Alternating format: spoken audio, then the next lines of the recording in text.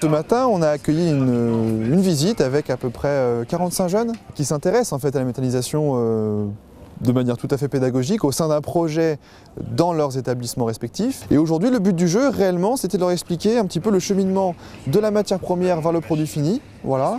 Et les étapes importantes qui vont générer des déchets, des coproduits. Nous avons pour projet d'être ameneurs d'intrants pour la méthanisation au titre de nos activités de transformation alimentaire.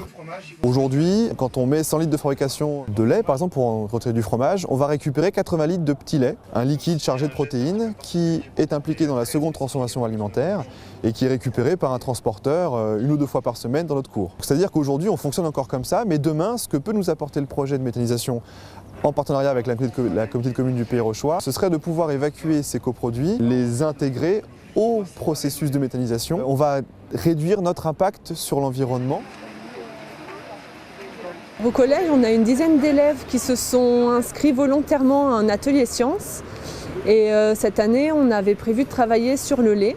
Les élèves sont partis dans différents horizons et ils ont choisi pour certains de faire des dérivés du lait tels que le fromage, le beurre, de la crème. D'autres ont préféré plutôt partir dans des projets innovants tels que produire de l'électricité à partir du lait.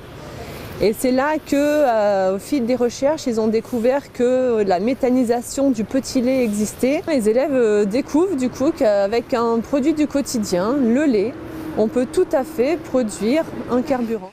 Donc on parle bien de gaz naturel pour véhicules qu'on produit sur notre territoire. La grande idée, c'est qu'à travers des déchets locaux, à travers de l'innovation technologique, on peut produire de l'énergie propre, qu'on peut réutiliser localement, qui est non délocalisable, puisqu'on produira toujours des déchets sur notre territoire et qu'on sera toujours amené à circuler sur notre territoire.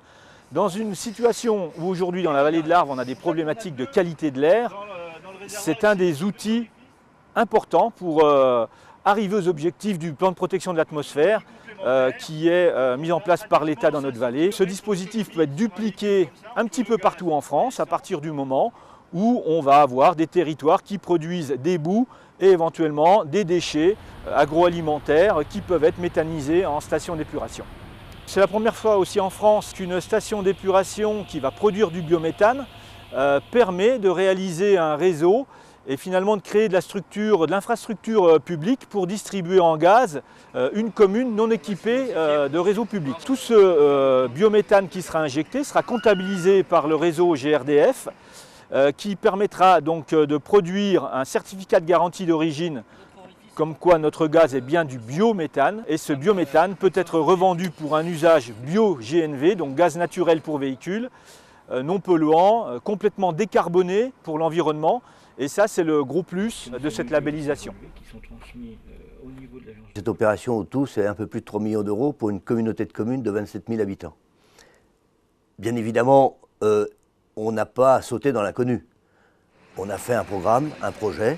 Nos services ont beaucoup travaillé dessus et c'est très important. Il y a eu la première volonté, mais c'était suivi dans les médias d'une volonté de réussir et de pouvoir réussir à tout prix pour l'avenir.